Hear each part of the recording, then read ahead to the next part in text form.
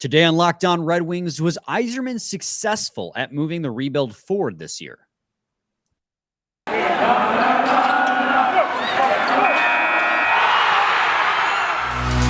You're Locked On Red Wings, your daily podcast on the Detroit Red Wings, part of the Locked On Podcast Network, your team every day.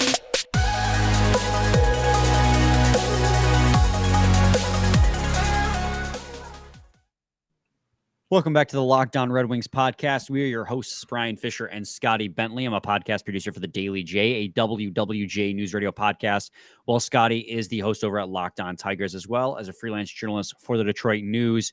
Happy Friday, Scotty. How you doing, man?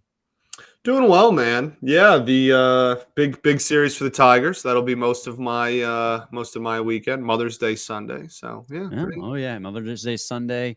NFL schedules released later this evening. We're recording this before it's released on Thursday. NFL schedules out. Yeah, it'll be. I mean, obviously, hockey and NBA playoffs in full swing. It should be a pretty fun weekend. I'm going to the Tigers game on Friday. So that's sick. It's actually. I don't want to slander them. They're playing so well, but it's kind of crazy to think like we're in a place where we can look forward to Tigers baseball. And I don't know how long this will last given their roster. No one does. But ride it out, baby. Exactly. It's the middle of May and the season's not over yet. So that's a low bar. Haven't had that in a long time. Anyways, on today's episode, guys, we're going to talk about the fact we were doing these player grade saga series, and we just wanted to like change up our phrasing on it, because like saying let's give Steve Yzerman a grade for this year just feels shallow and it lacks nuance and depth. So instead, we're going to attack this at two-pronged approach. We're going to look at Steve Yzerman and say, was he successful at moving the rebuild forward this year? Yes or no? And then take a look at grander scheme, because now it's 4 years. Steve Yzerman, he came in offseason in 2019. His first year was 1920. We've just completed 22-23. So that's 4 years. 4 years, right? 20, 21, 22. We did this math beforehand, but all of a sudden I started doubting myself. Yes. But he got brought back in 19. Yeah, the completion that season of his fourth year as general manager of the Detroit Red Wings. And we'll look broader scope and determine whether or not it's headed in the right direction still. And I guess we'll lead off with this season in a vacuum and where this team was at last year versus where they are at the end of the season this year, Scotty, and looking at his workload, what he's done as general manager. Would you deem this season a success for Steve Yzerman? Do you think he was successful at pushing the rebuild forward? Yeah, I agree. I think that is the place to start. And just looking at this season, the moves that he made, I guess we can kind of date back to like last off season, right? And add like the new free agent acquisitions and whatnot. But that's where I would start. I would say that this season starts when the draft happened. Right. Yeah, agreed. So, I mean, dating back to then, from then to now, I would say yes. I would say that this was, again, like a couple of weeks ago, we both agreed that this was a successful season for the Detroit Red Wings. And I think the reason that it was a successful season is because we thought enough of a step forward was taken in terms of where the team currently sits in the rebuild. So when looking at, the draft, that's kind of a time will tell thing more times than not. But I think everybody's really pleased with what they did in the draft last year with Casper and whatnot. And then in free agency, some question marks for sure. Without a doubt. Ben Sherratt continues to be one of the bigger question marks that happened last offseason. Andrew Kopp was a tale of two halves, kind of. Not even halves, just like different parts of the season. He had different success or not, and he had some pretty rough parts of the season too. So there's some question marks there. But the biggest thing for me in grading where the team stands currently, based on what happened this season, is the trade deadline and the contract extensions. And I think that he hit so far a bunch of home runs with those two categories. And again, when we're talking about one season in a vacuum and whether it kept the Red Wings headed in the right direction, those are the two biggest things for me. And I thought that this deadline was a successful one. the return for Burt. I know that Burt is a really good hockey player and is very good at what he does, but at the end of the day, rentals go for less because market determines value. I'm a broken record with that. So I enjoy what they got for Burt. And then the Hronek thing was a huge out of left field moment, and they got really, really good value for Hronek. And when looking at what they lost and what they still need, do they need a Philip Hronek caliber defenseman on this team going forward? We laid it out yesterday. Your defensive core right now is kind of already 4, maybe even 5 deep going into next season. So I think that was, even though it was totally out of left field, kind of an expendable piece. And Burt is a free agent again. If you really want Burt, you can make a run at him. But this team's biggest needs is pure goal scorer and center depth, which Burt is neither of those, even though he can provide goal scoring. Obviously, we had that conversation earlier in the offseason. So I don't think that, and then the Verona thing, I'm kind of over talking about the Verona thing at this point. Obviously, they had a agreement in which they wanted to part ways. Verona is no longer part of the future. Wish him nothing but the best, obviously. But it's one of those things where I look, and then extension-wise, Oli Mata, I was in support of that, dating back to earlier. Obviously, the Wallman gets extended. I'm very, very pleased with the general manager moves that happened this offseason and where it put us going into this offseason. Now, the future is a different conversation, but looking at what has happened the last 12 months, I'm in favor of almost all of it.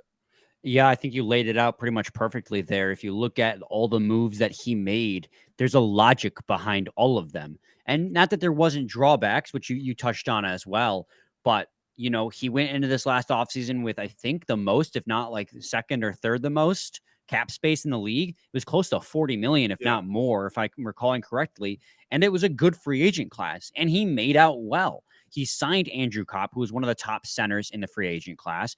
He signed Ben Sherratt, who was, regardless of our feelings, he's very highly valued around the league by general managers and can play top 6 minutes, top 4 minutes, top pair minutes, no matter where you slide him. You can put him anywhere. Whether or not he'll thrive, again, is up for debate.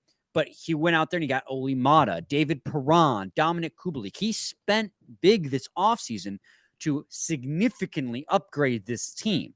Now, when you look at this roster, even with those additions, you recognize this is still not a playoff team. And we were saying it before the season began that we expected this team to stay relevant and make a push for the wild card deep into the season. I think the only caveat you can make is they weren't really in the wild card race late in the year, but they were still not eliminated. They were still trying and competing.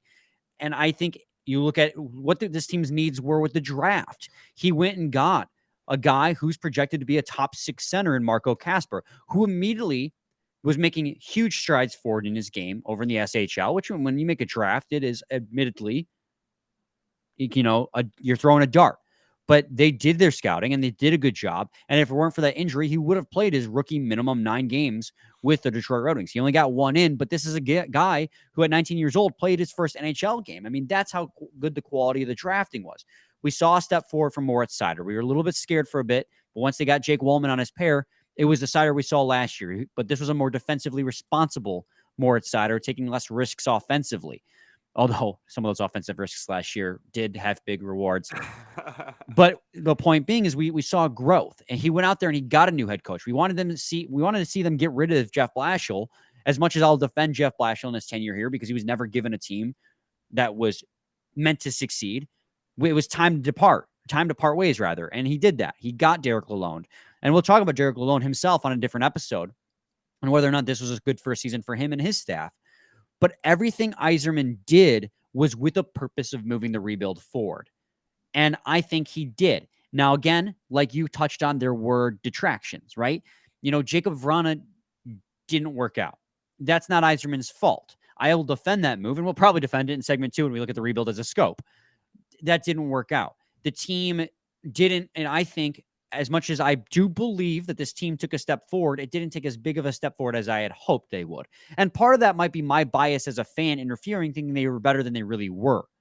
But, we saw the goaltending kind of take a collapse again late in the year. The backup goaltending collapsed at the beginning of the year. And a lot of that could have to do with workload. The defense still wasn't great.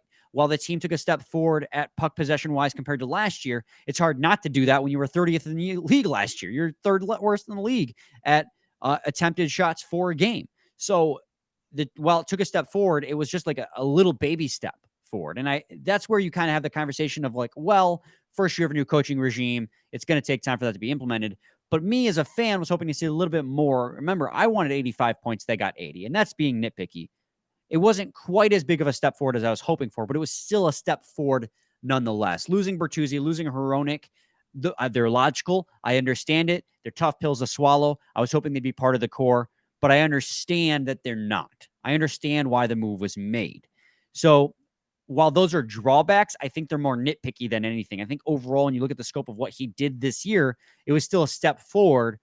But I think not the hot seat, but I think people are going to start scrutinizing him very soon if the steps forward aren't bigger in years to come. Agree. All right. I have kind of a way that I viewed the last 12 months and how I view the next 12 months too, but we can do that after the break. We'll get to that because we're going to get to the rebuild as a whole in segment 2. So that's the perfect place for it. So, but first, I got to talk to you guys today about eBay Motors. A championship team is about each player being a perfect fit. Same with your vehicle. So for parts that fit, head to eBay Motors and look for that green check. With eBay Guaranteed Fit, you can be sure every part you need fits right the first time around. Just add your ride to My Garage. And again, you just look for that green check mark to know that it will fit or your money back. Because just like in sports, confidence is the name of the game when you shop on eBay Motors. And with over 122 million parts to choose from, you'll be back in the game in no time. After all, it's easy to bring home a win when the right parts are guaranteed. Get the right parts, the right fit, and the right prices on ebaymotors.com. Let's ride. eBay Guaranteed Fit, only available to U.S. customers. Eligible items only. Exclusions apply. Segment 2, Locked On Red Wings podcast. Scotty and I are talking about whether or not Yzerman was successful in moving the rebuild forward this season. We both agree that yes, I think it wasn't quite to the extent I had hoped, but I still think that all the moves he made were the right moves for the franchise. Just wasn't the amount of growth that I had seen, but that could have just been, again, me as a fan with rose-colored glasses on, not being realistic with my expectations. Scotty, now we're going to move on to, the rebuild as a whole. And you mentioned how you wanted to talk about your expectations for the next 12 months being different from your expectations of this 12 months that we just experienced. Why don't you take it away? Yeah, well, I think for me, and the reason why I still maintain that this past season was such a success was I think the last 12 months, given all of the pieces that they brought in last offseason and all of the people that were chosen to give extensions to versus those who were chosen to get traded away, et cetera, et cetera. I think the last 12 months has been raising a floor and the next 12 months raise a ceiling.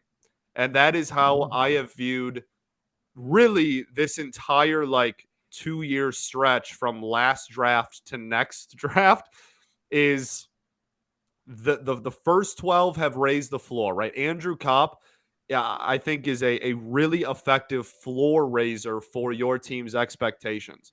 A veteran like Ben Sherratt we all have our qualms, is not going to be a guy who's going to come in and be some insanely productive top pairing defenseman, but he's going to improve the awful, awful, awful defense that was the defense from 2 seasons ago, right?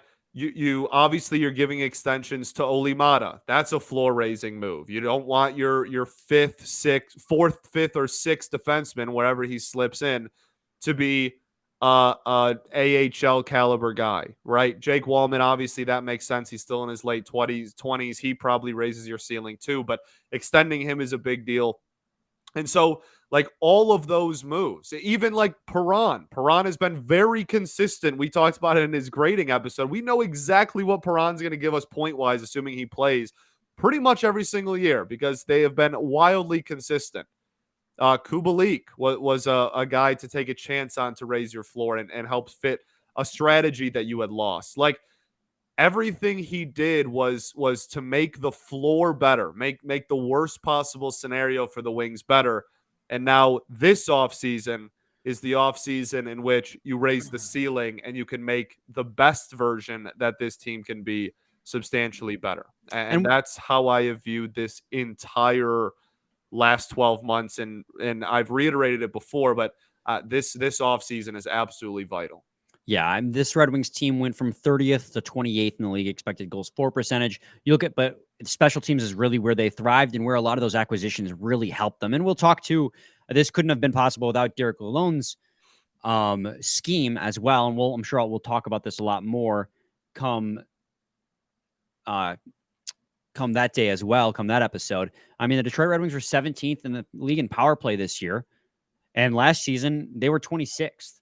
You want to look at penalty kill. Last season, Scotty, their penalty kill was ranked 32nd in the league. And one, it's hard to get worse than 32nd because it's literally the dead last. But then from 32nd all the way up to 18th. And what did we ask of this team going into the season, right? Middle of the pack special teams. That's middle of the what pack. We begged for. We wanted a step forward, and that was a significant step forward, especially for the penalty kill. Like, they moved up over 10 spots penalty kill wise. So again, I just want to reiterate, Steve Yzerman, it was a successful offseason for him, but I agree with you. This offseason, you got to do something. Patience is wearing thin with us fans, and I know he does not take that into account, nor should he.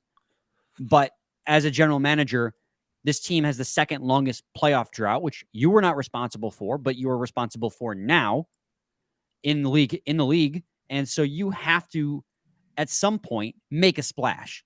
And with as thin as the free agent market is this year, this is the offseason to make a splash trade-wise. And we've talked about that, and I won't go down that rabbit hole again.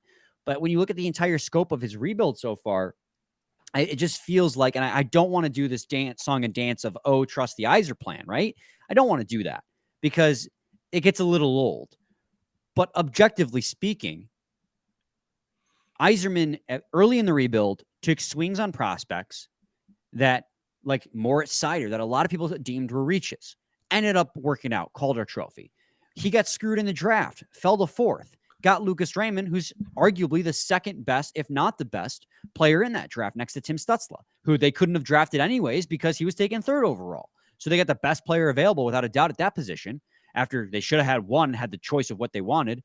2020, a lot of people, us included, wanted William Eklund because they still needed forward depth. He decided to lean into defensive depth because he and the organization he built in Tampa, along with the coach he just hired out of Tampa, believe in defense first. That team went on to win 2 back-to-back Stanley Cups and go to the final 3 times. They got Simon Edvinsson to fill that philosophy.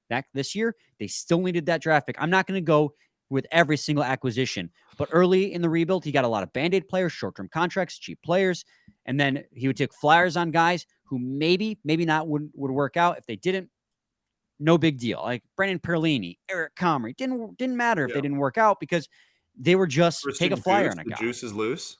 And sometimes, Christian Juice, wow, what a throwback. But sometimes it did work out. I mean, Adam Ernie, as much, as we say, he's not part of this team's future, but he was a solid guy on that bottom 6 until the end of his contract this year.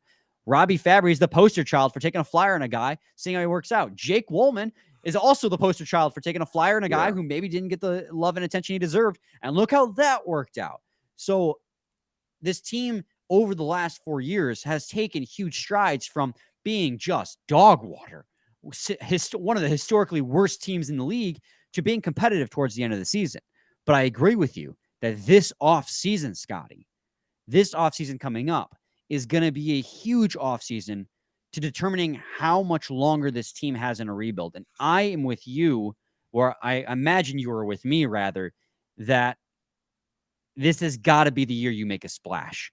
Because I know that, again, it doesn't matter, nor should it matter what fans think, but fans, myself included, aren't going to sit on my thumbs for too much longer wondering and just trusting blindly, because people shouldn't just trust. I have a lot of faith in Steve Yzerman, but people shouldn't blindly trust Steve Yzerman to just get it done eventually. Eventually, the pressure's got to come on, and this is the offseason. I, as a fan, am starting to apply that pressure to get something to happen. And Yeah. Well, I mean, that's where we've I'm said at. it a lot. Like this is the most important offseason in his tenure comfortably. And this is where like rebuilds are determined. And I think it's totally fair to start asking a lot more questions if the Red Wings have a really quiet offseason and don't bring in too much talent and don't get too much better on paper. I think that's where a lot of people are going to have a lot of legitimacy behind the questions that they bring up, and I'm sure that we'll be covering it every day, talking about it too. So yeah, this is a vital offseason for Steve. Absolutely. So I think we're both in agreement here that the rebuild is heading in a good direction. This last season was a successful one for Yzerman. If we wanted to give him a very arbitrary grade, though, where would you give that grade? Based on expectations, right? Yeah, for this season, I would probably give it a B. I I think I think that was this was team performance wise about where we expected. Right, we called it a success. Like we expected to be one of the better teams to miss the playoffs. They were in it at the trade deadline, and then obviously the Sens series back to back happened, and they weren't, but they still played competitive hard hockey after the trade deadline as well, which I thought was impressive. And then really the biggest thing was like we knew going into the season if we were out of it that Burt was going to get moved, and not only did he do Burt and get a solid return for that, but the Hronek thing as well, extending Wallman and Mata. I think it's a solid B of a season for our general manager. completely agreed. He went out there, spent big, drafted good players, and the team was competitive down the stretch. So I think that easily deserves a B for the general manager, Steve Yzerman. When we come back, we're going to finish off this Friday episode with a fun little edition of How Do You Feel About It Friday. Expect more sports talk, but maybe not Red Wings centric. We'll see. So stay tuned to Lockdown Red Wings. Segment 3, Lockdown Red Wings podcast. All right, Scotty, we're going to do a How Do You Feel About It Friday now, buddy. Do you want to lead off or should I? You. Me? I mean, my question is simple. How do you feel about Chiefs at Arrowhead Stadium, week 1, Thursday, the first game of the NFL season? I love it. Absolutely. I love it, man. Lions get to sit at the big boy table finally. I'm so excited. I think there's a legitimate argument this is the most excited I've been about a Lions team in my entire life. I mean, without a doubt, right? And as much as I'm like, oh God, the Chiefs, that's that point where all last year and the entirety of my existence, 27 years on this planet, I've wanted the Lions to be taken seriously. And getting the Chiefs in their their banner raising day number 1 of the NFL season. Yeah. I mean, that's the most amount of respect you can get from the NFL because, I mean, there's intent behind that. They're basically saying you're the new hot thing. Like, this is the Chiefs, the Super Bowl champion. You're playing the Chiefs. That means we think you are the new hot thing. And, what's the saying? If I can't remember the saying I was going to say, but you got to win the big games, right? Big time players make big time plays, baby. Yes, sir. There you go. No, it's true though. I'm very very excited. I'm very excited for this season. Honestly, I think the division is very much up for grabs. Yeah, man, nervous, excited, all of the above. You want to be the best, you got to beat the best. That's what I was thinking before. That's great, dude. Yeah, right out the window. All right, but hey, you're with me. It sounds like they're gonna have like 4 primetime games too, like 3 Thursday games, including their Thanksgiving one, and a Monday game too. Based on the rumors, we'll know. Yeah, well, the opening week will be a Thursday, and then Thanksgiving will be a Thursday. So there's one more, you think, and then I think they're getting a Sunday or a Monday. I mean, that's insane. That's an insane amount of primetime games. But part of me is like, that really stinks because that's a really inconsistent schedule. But at the same time, like, you got to prove it. No, you're not going to get any gimmies when you are the cream of the crop. And the NFL considers you cream of the crop. You got to go out there and prove it. You got to win those games. So we'll see. Hopefully they don't break my heart. If any team has been known to do so. Right. What about you? How do you feel about the NBA draft lottery next week? I'm nervous. Yeah. The Pistons obviously are tied for the number 1 odds Number one at odds, man. that French kid Wembayama, right? Wembanyama, yeah. And I will admit I don't watch a ton of basketball, but I've been working in the building I work down the hall from the sports station. I hear a lot about this kid, and they're saying he's like the best talent to come out of the draft since LeBron James. And There are people that are saying that. they have a young, exciting core with Cade Cunningham and Duran and Ivy, and Yeah, Duran and adding- Ivy both got all NBA second team. So, or all rookie second team. Golly, not all NBA second team. All rookie second team. So that's kind of exciting. they have a really, really bright future already, but they got to get a head coach who can nurture that. They got the general manager, Troy Weaver, he sat on his thumbs on the trade deadline. I didn't like that whatsoever. He's got to do something here. Yeah, the in the Washington offseason thing is not looking fantastic. But weird get. I don't understand that trade. yeah. Well, and that's the interesting thing. So, like in the draft, I'm pretty much going into it just assuming they're not going to give the Pistons 2 number 1 overall picks in whatever 3 or 4 years. Why are you on team rigged? Yeah. Wow. Well, no. But I think that the number 2 and 3 prospects in this draft, the Darius Miller from Alabama is a wing, and you have literally 0 wings on your basketball team. And then Scoot Henderson's just a dog, and throwing that into the backcourt wouldn't be a problem. What a either. name. So, I know, phenomenal, right? So yeah, I'm very nervous. I'm terrified, especially given this city's draft lottery history. It doesn't bode well, but the Pistons did. I don't know. I just, are they going to give the Pistons 2 number 1 overall picks that quickly? That the only other team I really think I've seen that happen to in my lifetime is just the Cavs. Like the Cavs had like quite a few number 1 overall picks there for a while. So I don't know. We'll see. We'll see what happens. But I'm very, very scared. Yeah. Yeah, absolutely. This next one is really obvious. It's something that we talked about last. How do you feel about it Friday? But how do you feel about the Tigers being 7-2 in May? I feel great. I actually, just before this show, I recorded today's episode of Locked On Tigers, and it was literally just a whole show. We previewed the Mariners at the end, but just an entire show about like why they've been successful in May and how to sustain it and whatnot. And it's just the offense finally is not the worst thing I've ever seen in my life. So not a lot of power, but a lot of contact.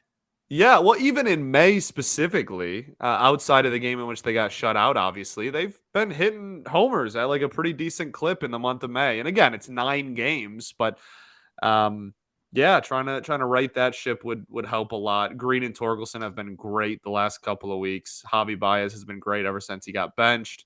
Andy Ibanez has been awesome out of nowhere. So Okay. yeah, a lot of fun. Still a lot of area for improvement there, and then still a lot of question marks about how they're going to be able to sustain it. But they had a really tough April schedule, and now like Seattle is struggling offensively and is under 500 going into this series. And then you have Pittsburgh, who incredible April has won like 1 game or 2 games in the entire month of May. They've been awful in May.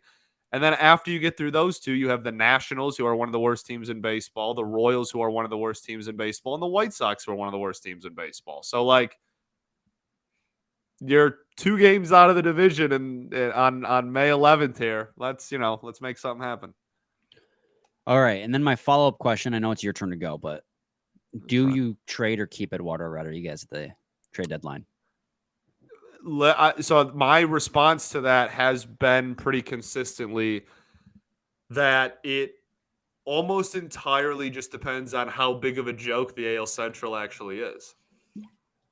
So like, then, genuinely, do you think that are the Tigers buyers at the trade deadline in this division? Okay, I'm not going to go that far, but like if it's post All-Star break and 500 gets you first place in the division, maybe you hold on to them. Unless you're like 20 games under 500 and this just completely falls apart, then obviously you trade them. But I think it genuinely, a lot of it is just going to determine and be based on where the team stands in the division at the deadline. I think the bigger question is not it kind of one and the same question, I guess, is how much more are you going to have to pay him if you don't trade him? Because he is opting out. Like, it's going to happen. He's 100% opting out. So, that's a lot of question marks surrounding Erod for sure. But he's been like one of the 3 best pitchers on the planet so far this season. So, yeah, I mean, he's an early Cy Young candidate. I know it's only May, but if you look at the rest of the league, not many pitchers are doing what he's doing. Yeah. If the season ended today, he would get like either first or second, probably second in American League Cy Young. So that's kind of crazy. Yeah. How do you feel about? He doesn't have anything. Oh my God, he's looking around his room.